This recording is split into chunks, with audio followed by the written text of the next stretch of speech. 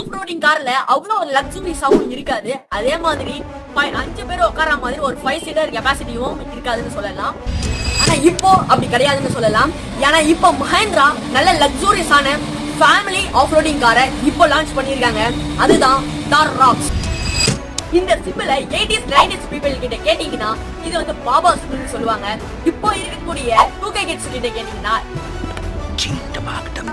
ஆனா இதே சிம்பிளை இப்போ கார் லவர்ஸ் கிட்ட கேட்டீங்கன்னா தார் ராக்ஸ்க்கான சிம்பிள் தான் சொல்லுவாங்க.